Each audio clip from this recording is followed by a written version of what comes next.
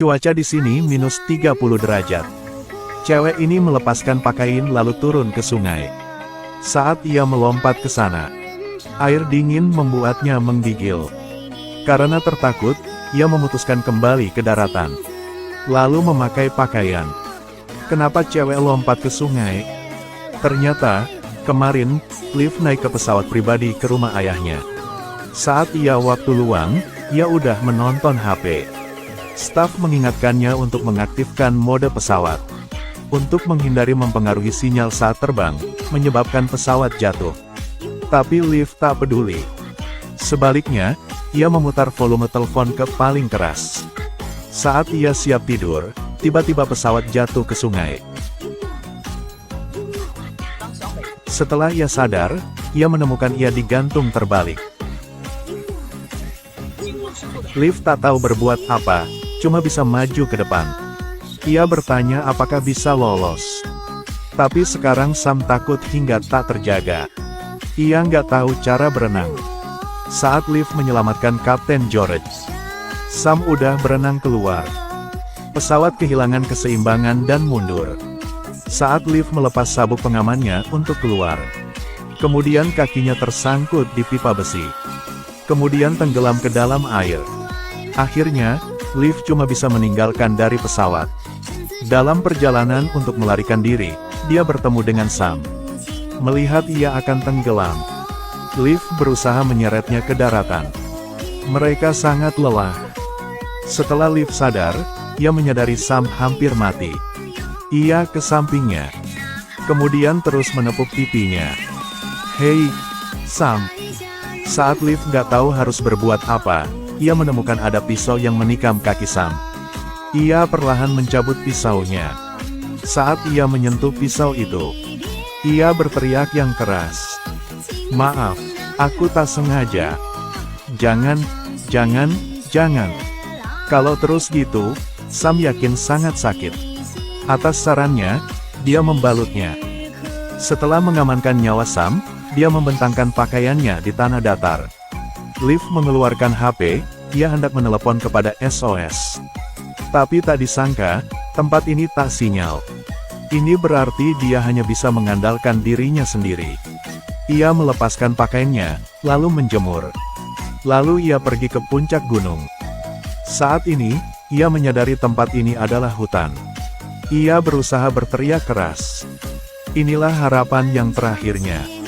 Ada siapa di sana? Apakah mendengar suaraku? Setelah kembali ke tepi sungai, Liv mengeluarkan coklat dan air dari saku. Ini adalah satu-satunya sumber makanan mereka yang tersisa. Malam itu, dia menggunakan daun pohon itu sebagai selimut untuk menghindari hawa dingin.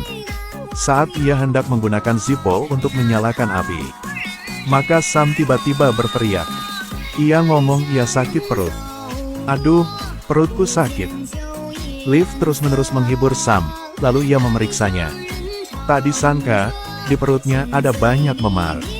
Mungkin ia udah berdarah. Ia nggak tahu harus berbuat apa.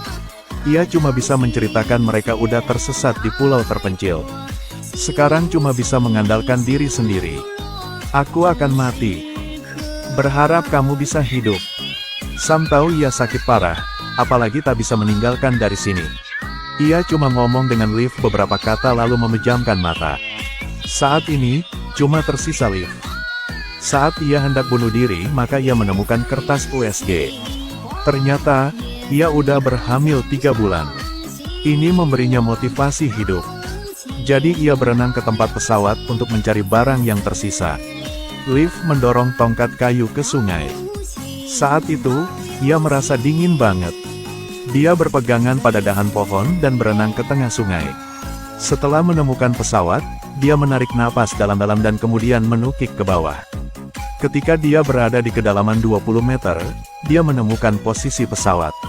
Liv buru-buru mencari barang yang tersisa. Setelah mencari sejenak, ia menemukan pemancar sinyal SOS di dekat kursi pengemudi. Jadi ia memutuskan membukanya. Tapi ia tak bisa melepaskannya. Akhirnya, ia cuma menyerah aja. Ia membawa 2 tas lalu naik ke permukaan.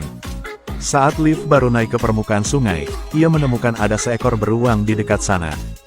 Hei, pergilah. Liv mau mengusir beruang itu. Tapi ia tak peduli dengannya. Sebaliknya, ia menemukan batang coklat yang Liv bersembunyi. Jadi ia udah menemukan makanan ia. Apalagi, ia bahkan bab di sana. Lalu ke tempat mayat Sam. Liv pikir beruang hendak makan Sam, jadi ia berteriak yang keras. Setelah ia menemukan Sam udah mati. Seekor beruang itu udah meninggalkan. Liv buru-buru berenang ke tepi sungai. Hal yang penting sekarang adalah mengubur Sam. Kalau tidak, akan tinggalkan dampak. Jadi ia menyeret mayatnya ke hutan dekat tepi sungai.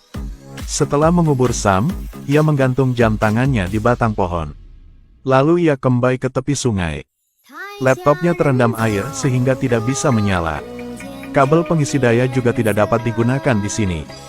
Hal yang tersisa adalah barang di tas berwarna merah. Saat ia melihat di dalamnya ada uang.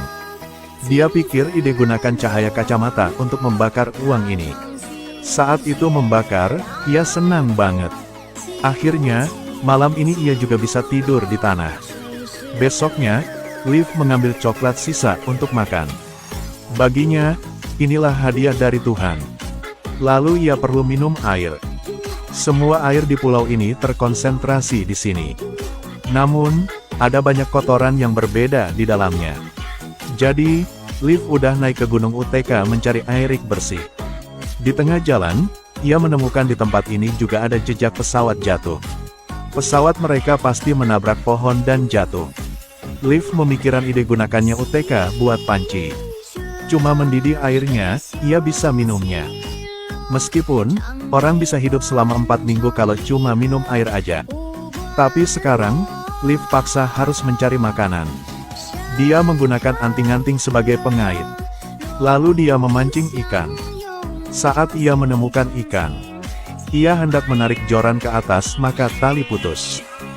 Banjingan, pergilah. Ia menyadari ia tak bisa memancing ikan. Liv cuma bisa naik ke Gunung UTK mencari makanan. Saat menemukan buah-buahan yang warna-warni, ia udah memetiknya.